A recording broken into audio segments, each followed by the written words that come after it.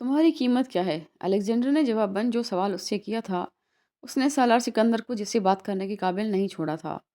وہ اس head quarter میں ہر نرم گرم گفتگو کی توقع کر سکتا تھا، لیکن معاملات کو نمٹانے کے لیے اس جملے کی نہیں۔ کوئی تو ایسی چیز ہوگی جس کے لیے تم اپنے اس مطالبے سے ہٹ جاؤ۔ ہمیں بتاؤ وہ کون سی ایسی چیز ہے جس پر تم ہم سے سودا کر لو۔ رافیل نے بات جاری رکھتے ہوئے کہا۔ سالار نے ٹیبل پر رکھی اپنی چیزیں سمیٹنا شروع کر دیں۔ میری کوئی قیمت نہیں ہے، اور میں نے ورلڈ بینک کو اسی غلط فہمی میں جوائن کیا تھا کہ میں ایسے لوگوں کے ساتھ کام کروں گا جو دنیا میں اپنی پروفیشنل مہارت اور قابلیت سے جانے جاتے ہیں۔ اگر بروکرز کے ساتھ کام کرنا ہوتا، بیچنے، خریدنے اور قیمت لگانے والا، تو اسٹاک ایکسچینج میں کرتا یا کسی بینک میں انویسٹمنٹ بینکنگ۔ وہ نرم لہجے میں ان کے منہ پر جوتا مار گیا تھا، اور اس جوتے کی چوٹ ان ساتوں لوگوں نے ایک ہی شدت کے ساتھ محسوس کی تھی۔ وہ سادہ زبان میں انہیں دلال کہہ رہا تھا، اور وہ ٹھیک کہہ رہا تھا۔ سالار سکندر کے ساتھ معاملات طے کرنے کے لیے انہیں جن لوگوں نے بھیجا تھا، وہ سالار سکندر کے ساتھ معاملات طے کرنے کے بعد انہیں ان کا کمیشن مختلف شکلوں میں ادا کرتے۔ وہ ورلڈ بینک کے اندر بنی ہوئی لابیز کے نمائندے تھے جو بظاہر مختلف ملکوں اور قوموں کی نمائندگی کرتے تھے، لیکن در حقیقت وہ ان بڑے کارپوریٹ سیکٹرز کے مفادات کا تحفظ کرتے تھے جو اپنی حکومتوں کی آڑ میں کام کرتے تھے۔ ان ساتوں لوگوں میں سے کسی نے مزید کچھ نہیں کہا تھا۔ سوتے ہوئے اور تنے ہوئے چہروں کے ساتھ وہ سب بھی اپنے کاغذات اور لیپ ٹاپ سنبھالنے لگے تھے۔ میٹنگ کسی نتیجے کے بغیر ختم ہو گئی تھی، اور سالار کو اندازہ تھا کہ اس میٹنگ میں کی جانے والی باتوں کے بعد ورلڈ بینک میں اس کا کریئر بھی ختم ہو گیا تھا۔ وہ میٹنگ ہیڈ کوارٹرز میں ہونے والی ہر میٹنگ کی طرح ریکارڈ ہوئی ہوگی۔ سالار کو اس کا اندازہ تھا، لیکن اسے یہ توقع نہیں تھی کہ وہ میٹنگ براہ راست کسی دوسری جگہ پر پیش بھی کی جا رہی تھی۔ سالار سکندر کے اس بورڈ روم سے باہر آنے سے پہلے اس سے نمٹنے کے لیے دوسری حکمت عملی طے ہو گئی تھی۔ الیگزینڈر رافیل بورڈ روم سے سالار کے پیچھے آیا تھا، اور اس نے چند منٹوں کے لیے اس سے علیحدگی میں بات کرنے کی خواہش کا اظہار کیا تھا۔ سالار کچھ الجھا، لیکن پھر آمادہ ہو گیا تھا۔ وہ کون سی بات تھی جو بورڈ روم میں نہیں کی جا سکتی تھی، اور اب اس 1 to 1 میٹنگ میں کہی جاتی؟ وہاں وہ باتیں بھی کہہ دی گئی تھیں جو ورلڈ بینک جیسی معتبر آرگنائزیشن کے کسی فرد سے سالار انفرادی طور پر بھی سننے کی توقع نہیں رکھتا تھا، چاہے جائے کہ یہ کہ وہ اجتماعی طور پر اس سے کہی گئیں۔ وہ صرف مایوس نہیں ہوا تھا، اس کی ہمت ٹوٹ گئی تھی۔ اس نے ورلڈ بینک کو اس لیے اور ان مقاصد کو پورا کرنے کے لیے جوائن نہیں کیا تھا۔ الیگزینڈر رافیل کے آفس میں وہ اسی پیرا کی کوئی مزید گفتگو سننے کی توقع کے ساتھ گیا تھا، مگر اپنے آفس میں الیگزینڈر رافیل کا رویہ اس کے ساتھ حیران کن طور پر مختلف تھا۔ مجھے یہ ماننے میں کوئی شک نہیں کہ میں تمہاری رپورٹ سے بہت متاثر ہوا ہوں، اور صرف میں نہیں، پریزیڈنٹ بھی۔ اس کے پہلے ہی جملے نے اس کو حیران کر دیا تھا۔ وہ کافی کا کپ اس کے سامنے رکھتے ہوئے اپنا کپ لی اپنی سیٹ کی طرف چلا گیا تھا۔ پریزیڈنٹ سے مراد رالف ایڈگر تھا، جو اس وقت ورلڈ بینک کا پریزیڈنٹ تھا، اور رافیل اس کے قریب ترین معاونین میں سے تھا، بلکہ کئی اعتبار سے اس کو پریزیڈنٹ کا دست راست سمجھا جاتا تھا۔ اپنی کرسی پر بیٹھتے ہوئے رافیل کا انداز بدل چکا تھا۔ اس کے چہرے کی کرختگی ہونٹوں کی اس خم کی وجہ سے کچھ کم ہو چکی تھی جسے صرف ڈکشنری میں مسکراہٹ کہا جاتا تھا، لیکن اس کا مقصد وہ نہیں تھا جو مسکراہٹ کا مطلب ہوتا تھا۔ پریزیڈنٹ ہمیشہ سے تم سے بہت زیادہ توقعات رکھتے تھے۔ افریقہ کے لیے جو ویژن ان کا ہے، اسے جو عملی جامہ پہنا جا سکتا ہے، وہ صرف تم ہو، اور یہ پروجیکٹ تو ان سینکڑوں پروجیکٹس میں سے صرف ایک پروجیکٹ ہے، بہت چھوٹا پروجیکٹ جو وہ تمہارے لیے سوچتے ہیں۔ وہ بہت بڑی شے ہے۔ تمہارے ذریعے افریقہ کی تقدیر بدلی جا سکتی ہے، اور میں تمہیں یہ یقین دلانا چاہتا ہوں کہ پریزیڈنٹ افریقہ کے بارے میں بہت سنجیدہ ہیں۔ وہ مخلص ہیں، اور وہاں سے بھوک، غربت اور بیماری کو واقعی مٹانا چاہتے ہیں۔ پیٹرس سباکا ایک بے وقوف آدمی ہے جو کچھ ایسے لوگوں کے ہاتھوں میں کھیل رہا ہے جو افریقہ کی ترقی کے راستے میں رکاوٹ ہیں۔ سالار کو گفتگو میں پیٹرس سباکا کا حوالہ سن کر حیرت نہیں ہوئی تھی۔ واشنگٹن میں بیٹھے لوگ مکمل طور پر اس بات سے باخبر تھے کہ اس کی ماہیت قلب کے پیچھے کون تھا۔ تم نے کوئی سوال نہیں کیا؟ رافیل کو اچانک اس کی خاموشی چبھی۔ اگر وہ سالار کو اس کے بارے میں پریزیڈنٹ کی تعریفی معلومات پہنچا کر اسے جوش دلانا چاہتا تھا، تو وہ ناکام ہو رہا تھا۔ سالار کے رویے میں کوئی تبدیلی نہیں آئی تھی۔ میرے پاس جو بھی سوال تھے وہ میں اپنی رپورٹ میں اٹھا چکا ہوں۔ مجھے خوشی ہے کہ پریزیڈنٹ افریقہ میں میرے کام اور اس رپورٹ سے متاثر ہیں، لیکن میں زیادہ خوش تب ہوں گا جب اس رپورٹ پر مجھے ورلڈ بینک کا کوئی پازیٹیو رسپانس آئے۔ بینک تمہیں وائس پریزیڈنٹ کا عہدہ دینا چاہتا ہے، اور یہ پریزیڈنٹ کی ذاتی دلچسپی کی وجہ سے ہو رہا ہے۔ اس مہینے کے آخر تک وہ وائس پریزیڈنٹس اپنے ٹینیور پوری کر کے اپنے عہدے سے الگ ہو رہے ہیں، اور ان میں سے ایک سیٹ پر تمہیں اپوائنٹ کرنا چاہتے ہیں وہ۔ اور اس سلسلے میں امریکن گورنمنٹ سے بھی بات ہوئی ہے ان کی، وہاں سے بھی رسپانس بہت پازیٹیو ہے۔ تم یقیناً ڈیزرو کرتے ہو کہ تمہیں تمہاری صلاحیت اور قابلیت کے حساب سے عہدہ دیا جائے۔ رافیل اس طرح بات کر رہا تھا جس سے بہت بڑا راز اس پر افشا کر رہا ہو، ایسا راز جس کو جاننے کے بعد سالار سکندر کی بانچیں کھل جاتی۔ اس کی مایوسی کی انتہا نہیں رہی تھی جب اس نے میز کے دوسری طرف بیٹھے اپنے سے 15 سال چھوٹے اس 37 سالہ مرد کے چہرے کو اس خبر پر بھی بے تاثر پایا تھا۔ اور پریزیڈنٹ اور وائس پریزیڈنٹ کے عہدے کے بدلے مجھے کیا کرنا ہے؟ رافیل کو اپنی لمبی تقریر کے جواب میں اتنا ڈائریکٹ اور دو ٹوک سوال سننے کی توقع نہیں تھی۔ پریزیڈنٹ کو اس پروجیکٹ پر تمہاری سپورٹ چاہیے، متعلق اور غیر مشروط سپورٹ۔ رافیل نے اب لفاظی اور تمہیدوں میں وقت ضائع نہیں کیا تھا۔ اس سے اندازہ ہو گیا تھا سالار سکندر کے لیے یہ دونوں چیزیں بیکار اور بے اثر تھیں۔ میرا خیال ہے میں وہ نہیں دے سکوں گا۔ اس پروجیکٹ کے حوالے سے میری جو رائے اور اسٹینڈ ہے وہ میں بتا چکا ہوں۔ مراعات اور عہدے میرے اسٹینڈ کو بدل نہیں سکتے۔ میری خواہش ہے افریقہ کے لیے پریزیڈنٹ اگر اتنی ہمدردی اور اخلاص رکھتے ہیں تو وہ اس رپورٹ سے صرف متاثر نہ ہوں، وہ فوری طور پر اس پر کوئی ایکشن لیں۔ کیا کچھ اور ہے جو آپ کو کہنا ہے؟ سالار نے کافی کے اس کپ کو ہاتھ بھی نہیں لگایا تھا جو اس کے سامنے پڑا تھا۔ الیگزینڈر رافیل دنیا کی بہت بڑی بڑی آرگنائزیشنز میں ہر طرح کے لوگوں کے ساتھ کام کر چکا تھا۔ سالار سکندر کو وہ اس ملاقات سے پہلے کچھ نہیں سمجھتا تھا۔ وہ اب اسے بے وقوف سمجھتا تھا۔ 37 سال کی عمر میں پلیٹ میں رکھ کر اسے اتنا بڑا عہدہ پیش کیا جا رہا تھا اور وہ اسے ٹھکرا رہا تھا۔ غرور تھا تو بیجا تھا، بے وقوفی تھی تو انتہا کی تھی، اور تنک تھی تو بے مقصد۔ اس نے اپنی پوری زندگی میں کسی ذہین آدمی کو اتنا بے وقوف اور بے غرض نہیں پایا تھا۔ وہ یہ اعتراف نہیں کرنا چاہتا تھا پر کر رہا تھا۔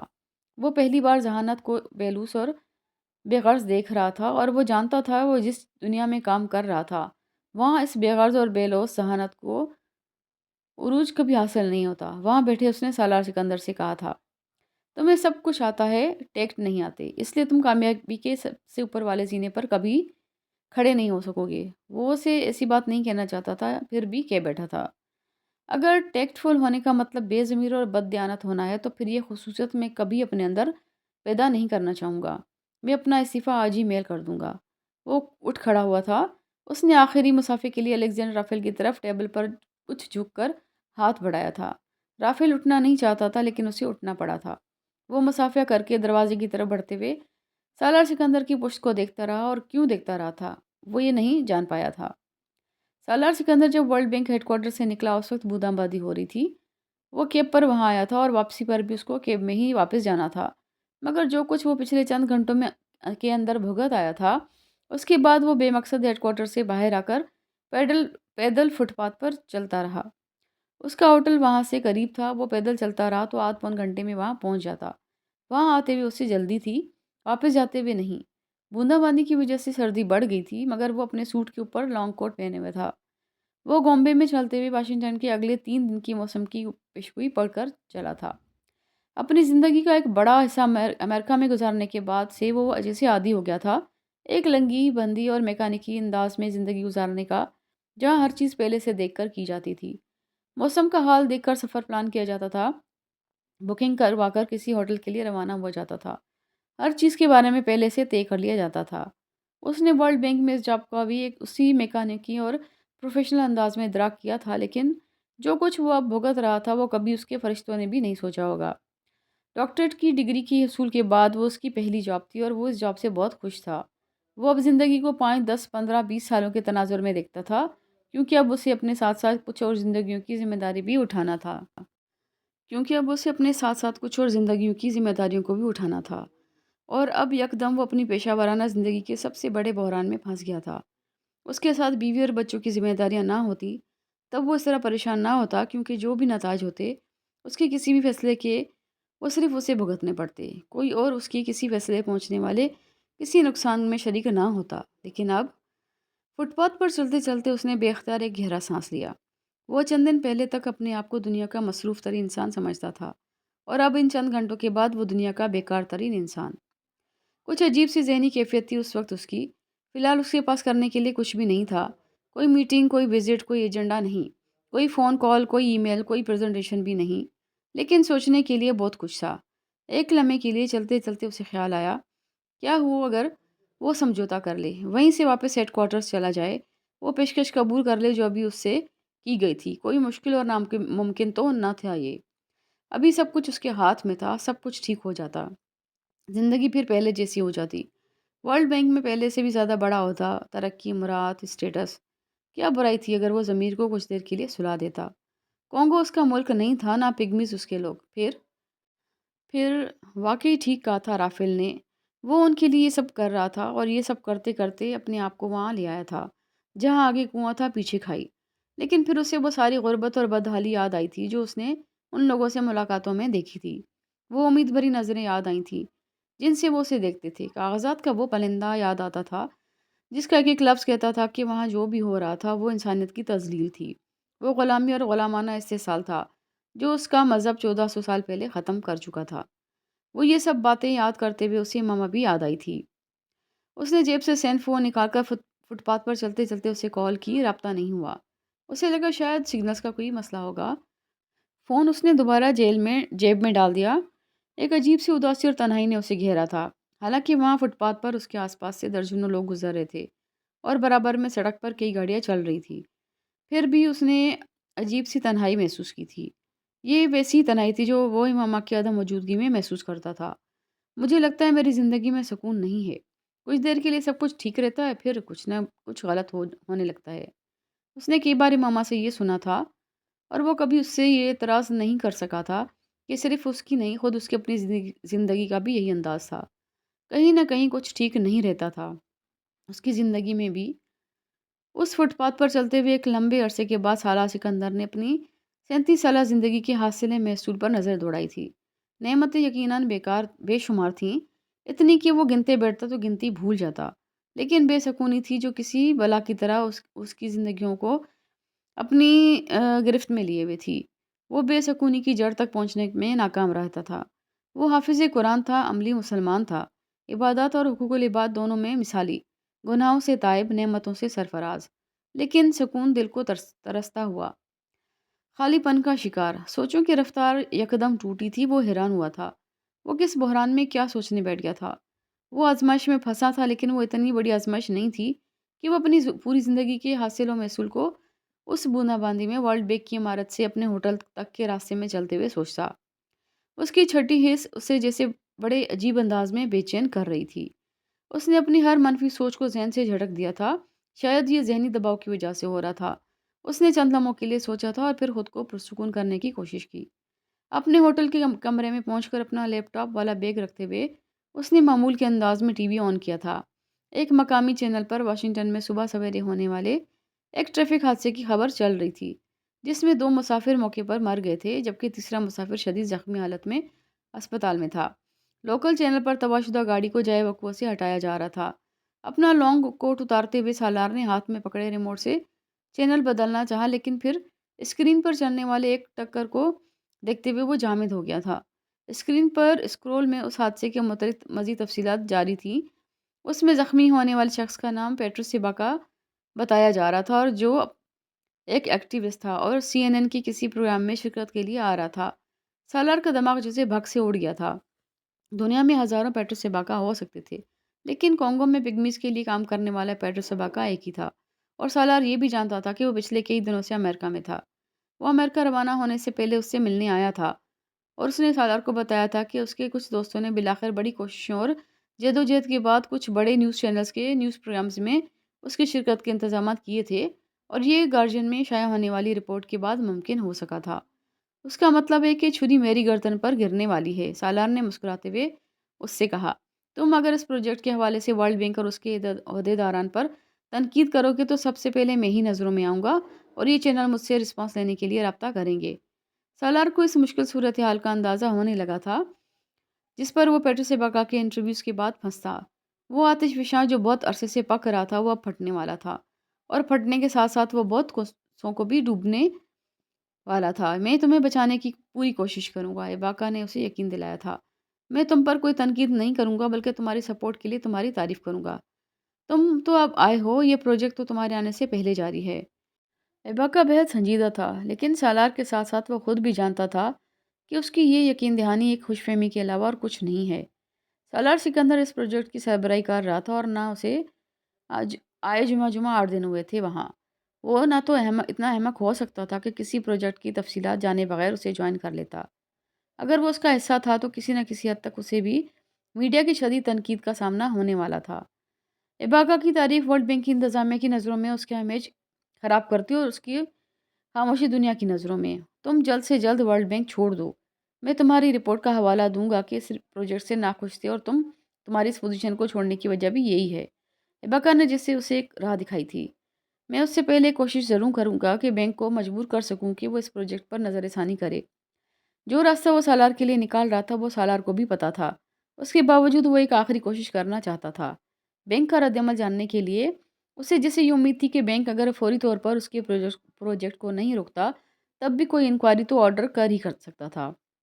یہ کیسے ممکن تھا کہ اتنے تفصیلی ثبوتوں کے ساتھ موجود وہ بینک کو آنکھیں بند کر کے سمن بکمن کی طرح بیٹھا رہتا۔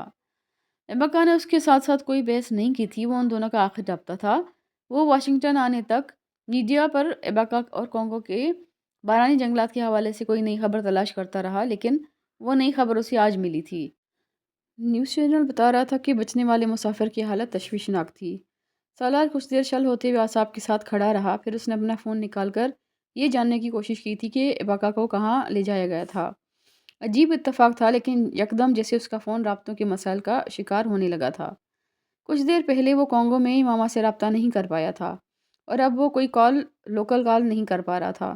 کچھ دیر اپنے سیل فون کے ساتھ مصروف رہنے کے بعد ناکامی پر سالار نے جسے جھنجھلا کر کمرے میں موجود فون لائن اٹھا کر اسے استعمال کرنے کی کوشش کی تھی۔ وہ فون لائن بھی کام نہیں کر رہی تھی۔ سالار حیران ہوا تھا۔ وہ ایک 5 اسٹار ہوٹل میں تھا اور اس کی فون لائن کا ڈائریکٹ کام نہ کرنا حیران کو نہیں تھا۔ اس نے انٹر کام پر آپریٹر کے ذریعے ایک کال بک کرائی تھی۔ اگلا آدھا گھنٹہ وہ آپریٹر کی کال کا انتظار کرتا رہا۔ وہ پہلا موقع تھا جب سالار کو ایک عجیب سی بے چینی محسوس ہوئی تھی۔ پہلی بار اسے لگا تھا جیسے اس کو کسی سے بھی رابطہ کرنے سے روکا جا رہا ہے۔ وہ اس شک کو اپنے ذہن سے جھٹک دینا چاہتا تھا۔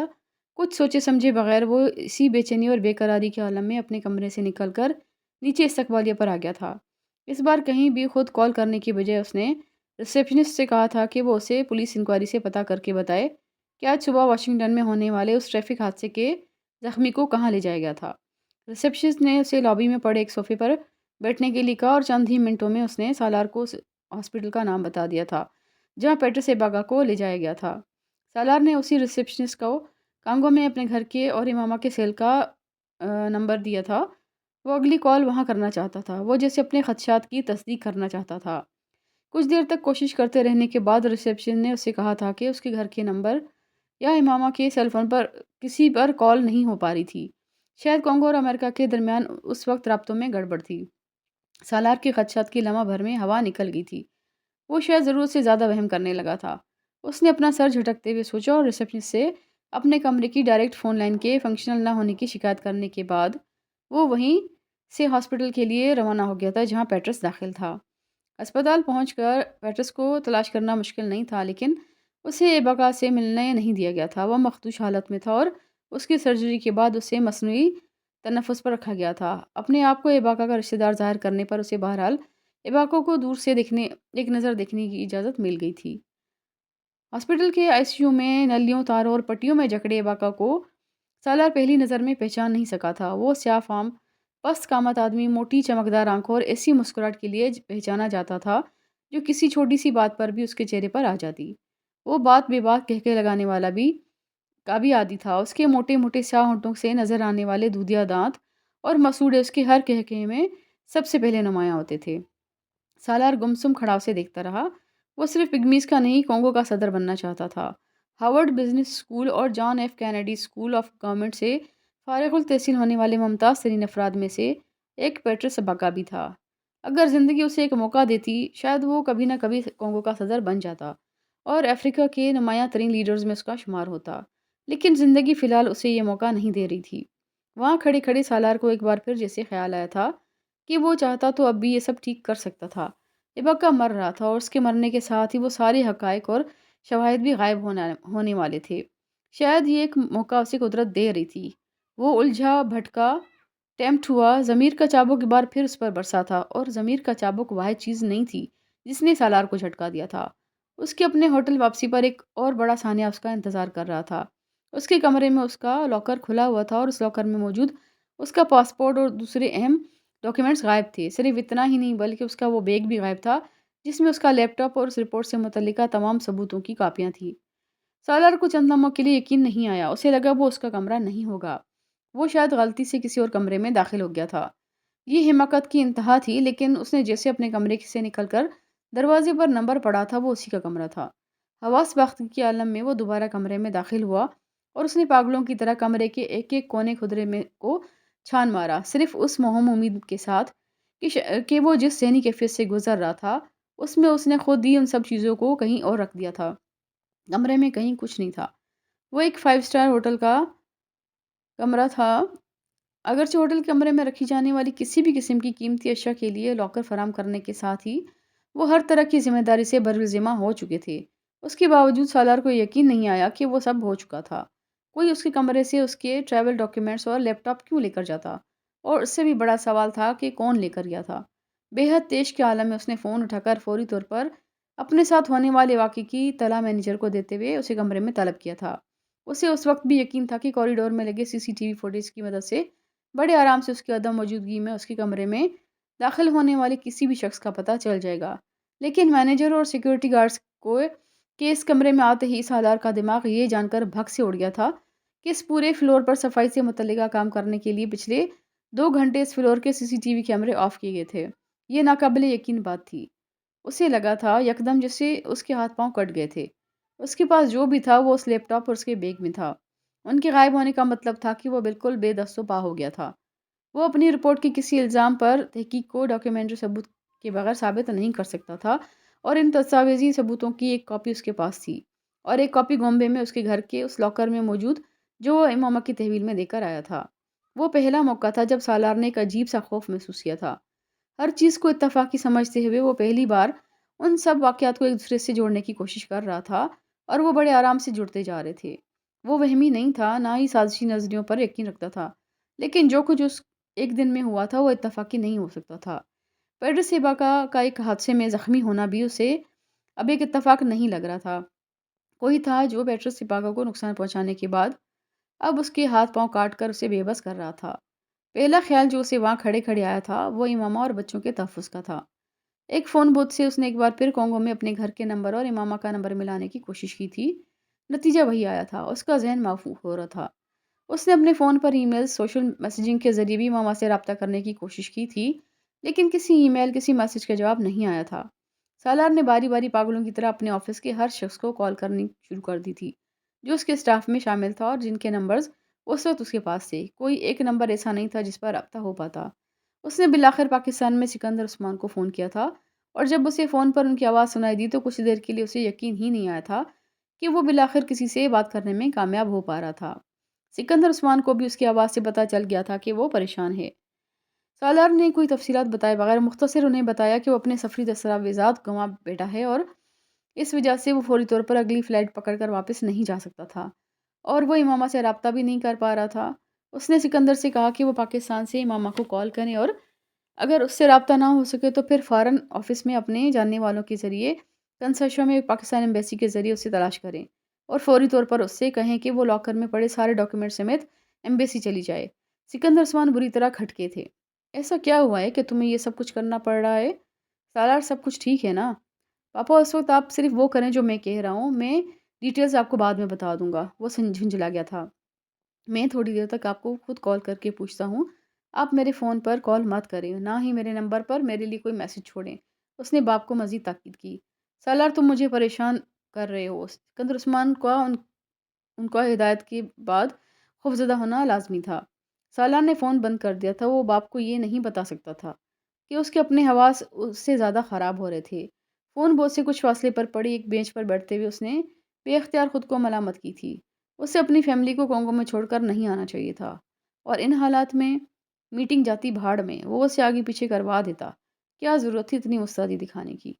اب رات ہو رہی تھی اور صبح سے لے کر اس وقت تک اس کے فون پر کوئی کال، کوئی ٹیکسٹ میسج نہیں آیا تھا۔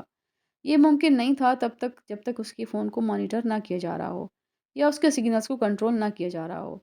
فون سگنلز کو بہترین حالت میں دکھا رہا تھا، مگر سالار کو یقین تھا اس کا فون اور فون کے ذریعے ہوئے اس کے رابطوں کو کنٹرول کیا جا رہا تھا، اور کس لیے یہ وہ سمجھ نہیں پا رہا تھا۔ وہ اگر اسے نقصان پہنچانا چاہتے تھے تو ان سب ہتھ کھٹوں کے بغیر نقصان پہنچاتے، جیسے پیٹرس پر وار کیا گیا تھا، اور انہیں اگر اسے بینک سے نکالنا تھا تو وہ یہ کام خود بھی خود تو کر رہا تھا، پھر یہ سب کیوں کیا جا رہا تھا؟ اس کی ریڑھ کی ہڈی میں جیسے کوئی سنسناہٹ ہو رہی تھی۔ اسے اچانک احساس ہوا وہ لوگ اسے یہ احساس دلانا چاہتے تھے کہ اسے مانیٹر کیا جا رہا تھا، اسے نقصان پہنچایا جا سکتا تھا، اور کس قسم کا اسے یہ بھی بتایا جا رہا تھا۔ اور یہ سب ورلڈ بینک نہیں کر سکتا تھا، صرف ورلڈ بینک نہیں، اسے سی آئی اے سے چیک کر رہی تھی۔ پتہ نہیں جو پسینے چھوٹے تھے وہ جسم کے ٹھنڈا ہونے پر چھوٹے تھے یا گرم ہونے پر۔ لیکن سالار کچھ دیر کے لیے پانی میں نہا گیا تھا، اس کا دماغ اس وقت بالکل خالی ہو گیا تھا۔ یہ کبھی اس کے فرشتے نے بھی نہیں سوچا ہوگا کہ وہ کبھی کسی ایسے معاملے میں انوالو ہو سکتا تھا کہ سی آئی اے اس کے پیچھے پڑ جاتی، اور اب اسے اندازہ ہو رہا تھا کہ وہ پروجیکٹ ورلڈ بینک کی خواہش نہیں، امریکہ کی خواہش تھا، اور وہ اسے یہ پایہ تکمیل تک پہنچانے کے لیے کسی حد تک جا سکتا تھا۔ وہ 1.5 گھنٹہ وہیں بت کی طرح بیٹھا رہا تھا۔ اسے 3 دن کے لیے واشنگٹن میں رہنا تھا اور تیسرے دن واپس چلا جانا تھا، لیکن اب اپنے ٹریول ڈاکیومنٹس گم ہو جانے کے بعد اسے یقین تھا وہ فوری طور پر واپس نہیں جا سکتا تھا، کم از کم تب تک جب تک وہ ان مطالبات پر کچھ لچک نہ دکھاتا جو وہ لوگ اس سے کر رہے تھے۔ 1.5 گھنٹے بعد سکندر عثمان کو اس نے دوبارہ فون کیا تھا، اور انہوں نے اسے بتایا کہ امامہ اور اس کے بچے گھر پر نہیں ہیں، گھر لاکڈ ہے، اور وہاں کوئی ملازم یا گارڈ نہیں ہے جو ان کے بارے میں کوئی اطلاع دیتا۔ ایمبیسی کے افسران نے کانگو کے وزارت داخلہ سے اس سلسلے میں رابطہ کیا تھا، مگر اس کی فیملی کے بارے میں جو بھی پتہ چلتا وہ فوراً پتہ نہیں چل سکتا تھا، کچھ وقت تو لگتا ہے۔ جو کچھ وہ فون پر سن رہا تھا اس کے جسم میں کپ کپاڑ دوڑانے کے لیے کافی تھا۔ امامہ اور اس کے بچے کہیں نہ جا سکتے تھے، اس سے پوچھے اور اسے اطلاع دیے بغیر۔ گارڈز بینک کے فراہم کیے ہوئے تھے، یہ کیسے ممکن تھا کہ گھر لاکڈ ہونے پر وہ بھی وہاں سے چلے گئے؟ میں کوشش کر رہا ہوں فوری طور پر ایمبیسی میرے ویزے کا انتظام کرے اور میں وہاں جا کر خود اس سارے معاملے کو دیکھوں۔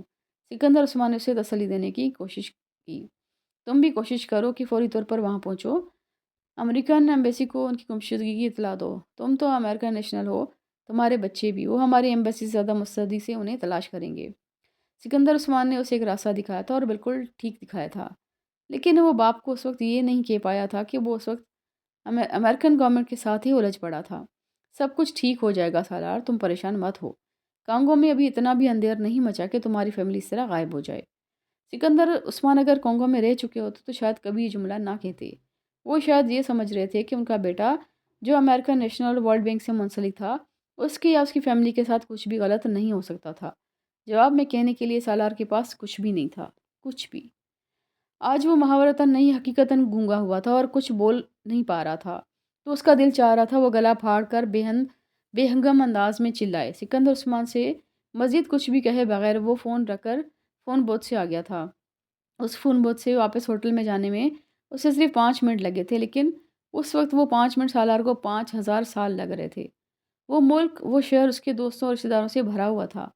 وہ ایک فون کال کرتا اور وہاں مجمع لگا لیتا، لیکن کوئی مجمع، کوئی اس کا مسئلہ اس کی آزمائش ختم نہیں کر سکتا تھا، اور آزمائش تھی کہ بلا کی طرح اس کے سر پر آئی تھی، اس سے بھی بڑھ کر اس کی فیملی کے سر پر۔ وہ ہوٹل کے کمرے میں آ کر دروازہ بند کر کے خود پر قابو نہیں رکھ پایا تھا۔ وہ بے اختیار چیخیں مارتا رہا تھا۔ اس ہوٹل کے 7ویں فلور کے ایک ڈبل گلیزڈ شیشوں والے ساؤنڈ پروف کمرے کے دروازے کو اندر سے لاک کیے وہ اس کے ساتھ چپکا پاگلوں کی طرح چلاتا رہا تھا۔ وہ بالکل اسی طرح جب کئی سال پہلے مرگلا کی پہاڑیوں پر ایک تاریک رات میں ایک درخت سے بندھا چلاتا رہا تھا۔ بے بسی کی وہی انتہا اس نے آج بھی محسوس کی تھی، اور اس سے زیادہ شدت سے محسوس کی تھی۔ تب جو بھی گزر رہا تھا اس کے اپنے اوپر گزر رہا تھا، جو بھی ہونا تھا صرف اسے ہونا تھا۔ آج جو بھی گزر رہا تھا وہ اس کی بیوی اور کمسن بچوں پر گزر رہا تھا، اور ان کو پہنچنے والی کسی تکلیف کا تصور بھی سالار سکندر کو جسے سلیب پر لٹکا رہا تھا۔ اگر کوئی غلطی تھی تو اس کی تھی، اس کی فیملی کا کیا قصور تھا؟ وہ اسے مار دیتے، پیڈرس اباکا کی طرح۔ اسے یہ بھی قبول تھا کہ وہ اباکا کی طرح اس بستر پر اسی حالت میں پڑا ہوتا، لیکن امامہ، جبریل اور عنایا اور وہ اس کا بچہ جو ابھی دنیا میں آیا بھی نہیں تھا، ان کا کیا قصور تھا؟ وہ لوگ جو اس کے اعصاب کو شل کرنا چاہتے تھے وہ اس میں کامیاب ہو رہے تھے۔ وہ اگر اسے گھٹنوں کے بل گرانا چاہتے تھے تو وہ گر گیا تھا، وہ اسے اوندھے منہ دیکھنا چاہتے تھے تو وہ اوندھے منہ پڑا تھا۔ وہ رات سالار پر بہت بھاری تھی، پتہ نہیں وہ کتنی بار ہوٹل سے نکل کر فون بوتھ پر گیا تھا۔ سکندر عثمان کو فون کر کے وہ امامہ اور اپنے بچوں کے بارے میں کسی اطلاع کا پوچھتا اور پھر اس طرح واپس آ جاتا۔ وہ ساری رات ایک لمحے کے لیے سو بھی نہیں پایا تھا۔ امامہ، جبریل اور عنایا کے چہرے اس کی آنکھوں کے سامنے گھومتے رہے تھے۔ اگلی صبح وہ آفس کے اوقات کے شروع ہونے سے بہت دیر پہلے ورلڈ بینک کے ہیڈ کوارٹر پہنچ گیا تھا۔ الیگزینڈر رافیل نے اپنے کمرے میں آتے ہوئے سکندر سالار کو بڑے اطمینان سے دیکھا تھا۔ یہ وہ سالار نہیں تھا جو کل یہاں آیا تھا۔ ایک دن اور ایک رات نے اسے جسے پہاڑ سے مٹی کر دیا تھا۔ مجھے پریزیڈنٹ سے ملنا ہے، اس نے آتے ہی جو جملہ کہا تھا۔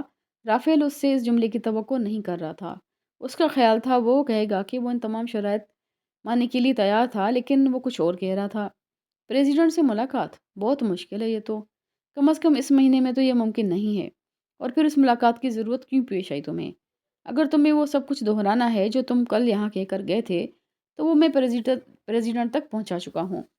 رافیل آج اس ٹون میں بات کر رہا تھا جس ٹون میں وہ کل بورڈ روم میں بیٹھا بات کرتا رہا تھا۔ کچھ لمحوں کے لیے سالار کی سمجھ میں نہیں آیا کہ وہ کیا کہے۔ وہ ورلڈ بینک کے ہیڈ کوارٹر میں بیٹھ کر رونا نہیں چاہتا تھا، لیکن اس وقت اسے لگ رہا تھا وہ کسی بھی لمحے پھوٹ پھوٹ کر رونے لگے گا، اور آخری چیز جو وہ کرنا چاہتا تھا یہی ایک کام تھا۔ کنسیشا میں کل سے میری فیملی غائب ہے، میری بیوی، میرا بیٹا، میری بیٹی۔ اپنے لہجے پر قابو پاتے ہوئے اس نے رافیل کی آنکھوں میں آنکھیں ڈالتے ہوئے کہنا شروع کیا۔ اوہو، بہت افسوس ہوا۔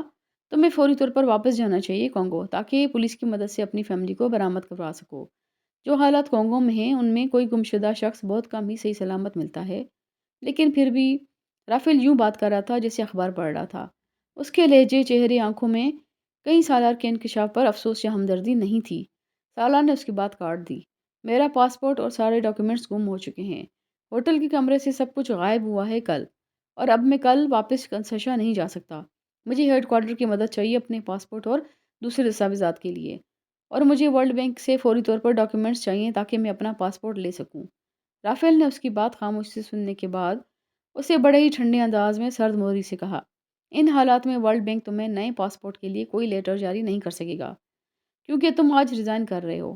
میرا خیال ہے تمہیں معمول کی طریقہ کار کے مطابق پاسپورٹ کے لیے اپلائی کرنا چاہیے اور پھر کانگو جانا چاہیے ایک وزٹر کے طور پر۔ اگر تم ورلڈ بینک کے امپلائی ہوتے تو ہم تمہاری فیملی کے لیے کسی حد تک جا سکتے تھے، لیکن اب وہ اور ان کے تحفظ ہمارے آرگنائزیشن کی ذمہ داری نہیں۔ تمہارے لیے زیادہ مناسب یہ ہے کہ تم کنسیشا میں امریکن ایمبیسی سے رابطہ کرو اور اپنی فیملی کے لیے مدد مانگو، یا پھر پاکستانی ایمبیسی سے۔ تم اوریجنلی پاکستان سے ہی ہو نا؟ رافیل نے اپنی گفتگو کے اختتام پر بڑے بھول پن سے اسے یوں پوچھا جس سے یہ اچانک اسے یاد آیا ہو کہ وہ دوہری شہریت رکھتا تھا۔ سالار اس کے اس تصدیق آمیز جملے کو شہد کی گھونٹ کی طرح پی گیا۔ ورلڈ بینک کے امپلائی کو بلو پاسپورٹ ایشو ہوتا تھا، اور اس پاسپورٹ کے حصول کے لیے اسے ایک بار پھر سے ہیڈ کوارٹر سے ایک لیٹر چاہیے تھا، یا پھر ورلڈ بینک کی اس کی جگہ پر خود اسے پاسپورٹ کی اپلائی کر کے اسے پاسپورٹ دلواتا۔ لیکن اب رافیل کے دو ٹوک انکار نے سالار کے ذہنی ہیجان میں اضافہ کر دیا تھا۔ زندگی میں کبھی کسی مغربی ادارے سے اسے اتنی شدید نفرت محسوس نہیں ہوئی تھی جتنی اس دن ورلڈ بینک ہیڈ کوارٹر میں بیٹھے ہوئے ہوئی تھی۔ وہ اپنی زندگی کے بہترین سال اور بہترین صلاحیتیں مغرب کو دیتا آیا تھا، اقوام متحدہ کے باقی ادارے اور اب ورلڈ بینک۔ وہ اس ہیڈ کوارٹر میں کل تک ایک خاص اسٹیٹس کے ساتھ آتا رہا تھا، اور آج وہ اس سے اس طرح کا برتاؤ کر رہے تھے جیسے وہ ایک بھکاری تھا، ایک ناکارہ بیکار آدمی جس کے پاس اب ورلڈ بینک کو دینے کے لیے کچھ نہیں تھا۔ انہیں اس کی اتنی ہی دیانتداری، اخلاص اور ضمیر چاہیے تھا جو صرف ان کے ادارے اور تہذیب کی ترقی کے لیے ضروری تھا۔ انسانیت مادہ پرستی کے اس جنگل کے سامنے کچھ بھی نہیں تھی جسے مغرب ترقی کہتا تھا، اور اسی ترقی کے حصول کی خواہش میں وہ بھی ساری عمر سرگرداں رہا تھا۔ بعض لمحے انسانوں کی زندگی کو تبدیل کرنے کے لیے لمحے ہوتے ہیں، بڑی بڑی تبدیلیوں کے صرف ایک لمحے کی ضرورت ہوتی ہے جو انسان کو بہت ساری زنجیروں سے آزاد کر دیتا ہے۔ 37 سالہ زندگی میں آج دوسری بار سالار کی زندگی میں وہ لمحہ آیا تھا۔ پہلی بار مرگلہ کی پہاڑی پر موت کے خوف کی گرفت میں وہ اس طرح زندگی سے تائب ہو گیا تھا جو وہ گزارتا آیا تھا، اور آج دوسری بار وہ امامہ اور اپنے بچوں کی موت کے خوف اور ورلڈ بینک میں اپنے سینئر کے ہاتھوں ملنے والی ہتک اور تذلیل کے بعد وہ فیصلہ کر بیٹھا تھا جو وہ اب تک کرتے ہوئے جھجکتا اور کترا رہا تھا۔ بعض خوف سارے خوف کھا جاتے ہیں۔ سالار سکندر کے ساتھ بھی اس دن یہی ہوا تھا۔ وہاں بیٹھے اس نے اس دن یہ طے کیا تھا وہ اگلے 10 سال میں ورلڈ بینک سے بڑا ادارہ بنائے گا۔ وہ دنیا کے اس مالیاتی نظام کو الٹ کر رکھ دے گا جس پر مغرب قابض تھا۔ وہ ساری عمر مغربی اداروں میں مغربی تعلیم حاصل کرتا رہا تھا۔ وہ مغرب کا مداح تھا، لیکن وہ مغرب کا متی نہیں سن سکتا تھا۔ ذلت بہت کم لوگوں کو متی بناتی ہے۔ تذلیل لوگوں کو منتقمل مزاجی سکھاتی ہے، بدلہ لینے پر مجبور کرتی ہے۔ سالار سکندر نے اپنے پروفیشنل زندگی میں پہلی بار ایسی تذلیل چکھی تھی۔ حد تک ذلت، تذلیل، جتنے بھی لفظ اس احساس کے لیے استعمال ہو سکتے ہیں، ان کو محسوس ہوئے تھے۔ مغرب کی مشنری کا ایک ہی بہترین اور کارآمد پرزہ بن کر بھی وہ صرف ایک پرزہ ہی بن سکا تھا، جس کی مدت میعاد اور ضرورت ختم ہونے کے پر اسے ناکارہ سمجھ کر پھینک دیا جاتا۔ وہ ساری عمر یہ سمجھتا رہا تھا وہ اپنی قابلیت، اپنی مہارت، اپنے کام سے جزولائن بن چکا تھا۔ وہ خود اہم نہیں، اہم ترین سمجھتا تھا۔ اس کا یہ یقین خوش فہمی نکلی تھی۔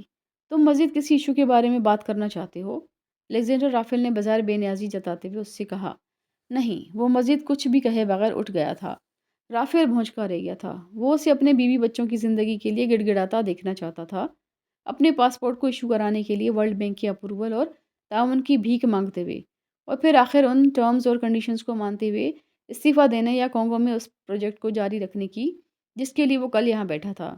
لیکن سالار سکندر ان حالات میں بھی اٹھ کر چلا گیا تھا۔ رافیل کو لگا اس کا ذہنی توازن خراب ہو گیا تھا۔ ہیڈ کوارٹرز کی عمارت سے اس طرح نکلتے ہوئے سالار کو خود بھی یہی محسوس ہو رہا تھا جیسے اس کا ذہنی توازن خراب ہو گیا تھا، ورنہ وہ اتنا بے رحم اور بے حس تو نہیں ہو سکتا تھا کہ امامہ اور بچوں کے لیے وہاں کچھ بھی کیے بغیر آ جائے۔ وہ وہاں کمپرومائز کرنے گیا تھا، اپنی بیوی اور بچوں کی زندگی بچانے کے لیے ان کی شرائط ماننے کی نیت سے وہاں گیا تھا۔ لیکن رافیل کے الفاظ اور رویے نے جسے سالار سکندر کا ذہنی الٹ کر رکھ دیا تھا۔ میں ان میں سے کسی سے بھی اپنی فیملی کی زندگی کی بھیک نہیں مانگوں گا۔ اگر گڑ گڑاؤں گا تو بھی تو ان میں سے کسی کے سامنے نہیں گڑ گڑاؤں گا۔ عزت اور ذلت دونوں اللہ کے ہاتھ میں ہیں۔ اللہ نے ہمیشہ مجھے عزت دی ہے۔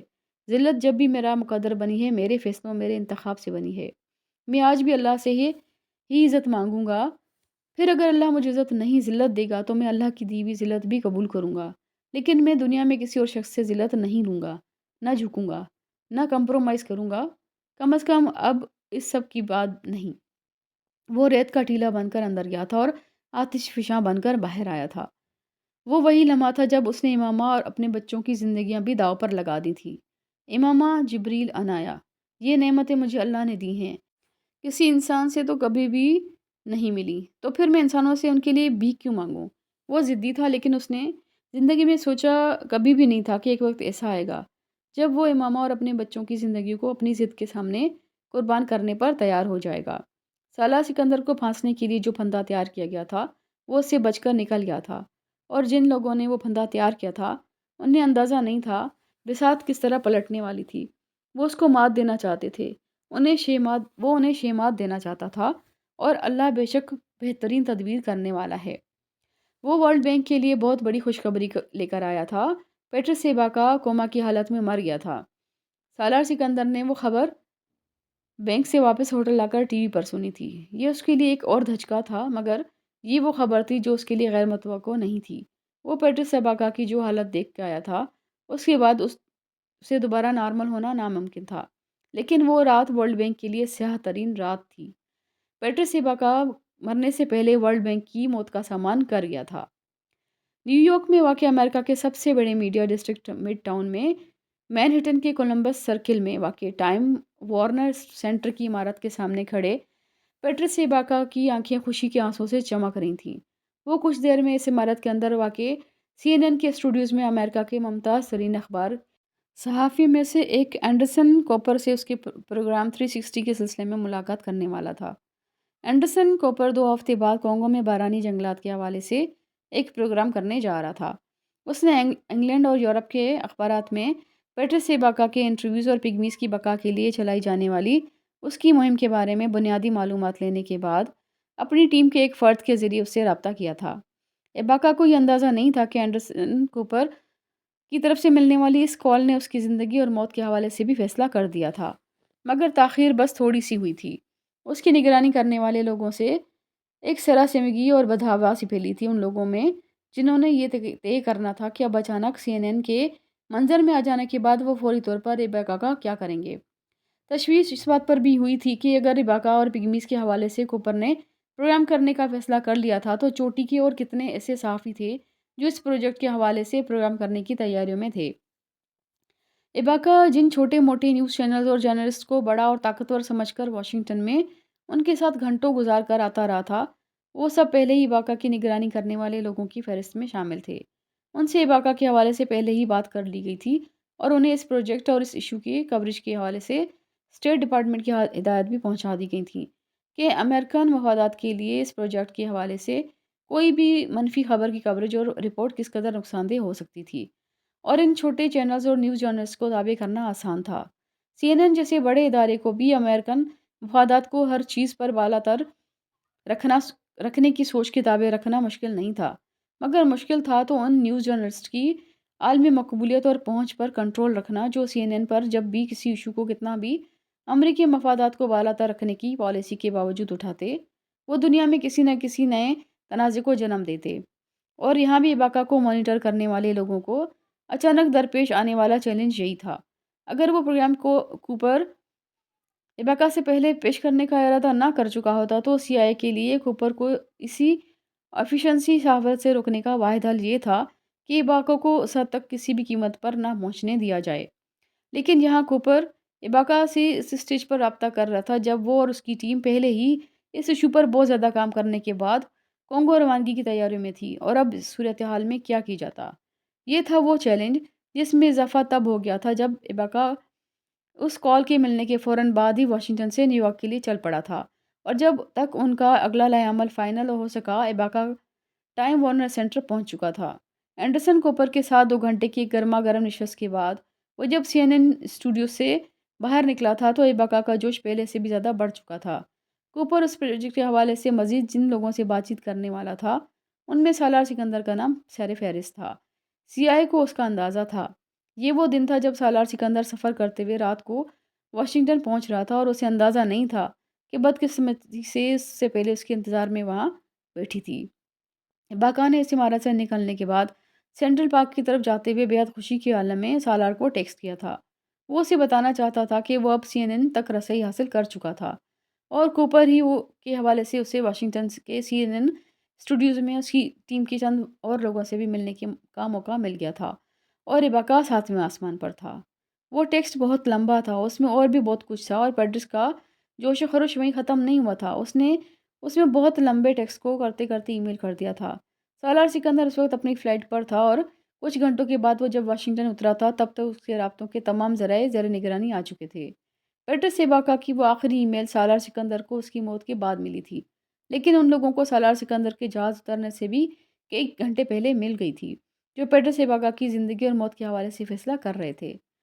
بعض اوقات کسی شخص کی زندگی کسی دوسرے کی موت بن جاتی ہے، اور کسی دوسرے کی موت کسی اور کی زندگی۔ ریبیکا کی موت کے فیصلے نے سی آئی اے کی فوری طور پر سالار سکندر کو مار دینے کی حکمت عملی بدل دی تھی، ورنہ اس سے پہلے سالار سکندر کو بینک کے ہیڈ کوارٹرز میں ہونے والے مذاکرات کے بعد اس کے انکار اور معاملہ حل نہ کرنے کی صورت میں ایک حادثاتی موت کا سامنا کرنا تھا۔ اینڈرسن کوپر اسے ریبیکا کے ہونے والی اچانک ملاقات نے سی آئی اے کو ایک دم پسپا کر دیا تھا۔ وہ ریبیکا اور سالار دونوں کو اکٹھا نہیں مار سکتے تھے، شاید مارنے کا سوچ ہی لیتے اگر اتفاقی طور پر وہ دونوں ایک ہی وقت میں امریکہ میں موجود نہ ہوتے، اور وہ بھی 2 قریبی شہروں میں۔ وہ ایسا کوئی رسک نہیں لے سکتے تھے کہ کسی تفتیش شروع ہونے کی صورت میں ریبیکا اور سالار کی طبعی موت کے درمیان کوئی اور قدرتی تعلق نکال لیا جاتا۔ سالار کو فی الحال صرف خوفزدہ کرنے کا فیصلہ کیا گیا تھا، اور سی آئی اے کو اندازہ نہیں تھا کہ انہوں نے غلط حکمت عملی غلط آدمی پر لاگو کرنے کا فیصلہ کر لیا تھا۔ پیٹرس ریبیکا کو چند گھنٹے کے بعد بروکلین کے ایک ایسے علاقے میں ایک تنگ و تاریک گلی میں روکا گیا تھا جہاں ایک قریبی عمارت میں ریبیکا کو اپنے ایک دوست سے ملنا تھا۔ سی آئی اے کا خیال تھا ریبیکا ان کے لیے حلوہ تھا جسے وہ بہت آرام سے اسے پکڑ کر لے آتے۔ ایسا نہیں ہوا تھا۔ ریبیکا ان 2 افراد سے بڑی بے جگری سے لڑا تھا جنہوں نے اچانک اس کے قریب اپنی گاڑی روک کر اسے ریوالور دکھاتے ہوئے اندر بٹھانے کی کوشش کی تھی۔ اس نے ساری زندگی امریکہ کے مہذب دنیا میں مہذب طور پر طریقوں کے ساتھ گزاری تھی، لیکن جنگل اور جنگلی زندگی کی اس کی سرشت اور جبلت میں تھی۔ وہ اپنا دفاع کرنا اسے آتا تھا۔ وہ ان تربیت یافتہ گماشتوں کے قابو میں نہیں آیا تھا۔ پستہ قامت ہونے کے باوجود وہ بہت سخت جان اور مضبوط تھا، اور پٹتا اور پیٹتا رہا تھا۔ لڑتے لڑتے ریوالور ریبیکا کے ہاتھ میں آ گیا تھا، اور ایک بار ریوالور ہاتھ میں آنے پر اس نے آؤ دیکھا نہ تھا ان دونوں افراد پر گولیاں چلا دی تھیں۔ گولی ایک کو لگی تھی لیکن دوسرا خود پر ہونے والی فائر سے بہت پہلے اپنا ریوالور نکال کر ایباکا پر 2 فائر کر چکا تھا جو اس کے سینے میں لگے تھے۔ ایک کے بعد دیگرے ہونے والے ان 3 فائرز نے اس سے سڑک پر چلتے ہوئے راہگیروں کو وہاں سے بھاگنے پر مجبور کر دیا تھا اور انہی میں سے کسی نے پولیس کو بھی فون کیا تھا، لیکن پولیس کے آنے سے پہلے ہی وہ دونوں ایجنٹ شدید زخمی حالت میں تڑپتے ایباکا کو گاڑی میں ڈال کر فرار ہو گئے تھے۔ ایباکا کی وہ حالت اس دن CIA کے لیے دوسرا جھٹکا تھی۔ انہیں ایباکا صحیح سلامت کچھ گھنٹوں کے لیے چاہیے تھا تاکہ اس کے ذریعے ان تمام چیزوں کو بھی نابود کر سکتے جو ایباکا کی موت کی صورت میں کسی اور کے ہاتھ لگ جانے کی صورت میں ان کے لیے کوئی اور پیٹرس ایباکا کھڑا کر دیتا۔ CIA کے لیے فی الحال سب سے بڑا چیلنج یہ تھا کہ وہ ایباکا کے دستخط کیسے حاصل کرتے جن کی انہیں فوری ضرورت تھی کہ وہ اس کے وہ لاکرز کھلوا سکتے جہاں ان کے اصل دستاویزات تھے۔ ان کی حکمتی عملی یہ تھی کہ ان کے اصلی دستاویزات کو حاصل کرنے کے بعد ایباکا کو ختم کر دیتے، مگر سب کچھ اس کے الٹ ہوا تھا۔ پلان اے اور پلان بی ناکام ہو چکا تھا۔ اب CIA کو پلان سی پر سے کام لینا تھا، لیکن انہیں یہ اندازہ نہیں تھا کہ ایباکا کے پاس ایک پلان ڈی تھا جس کا انہیں کبھی پتہ نہیں چل سکا۔ وہ کانگو میں اپنی ایک گرل فرینڈ کے پاس ایک وصیت چھوڑ کر آیا تھا۔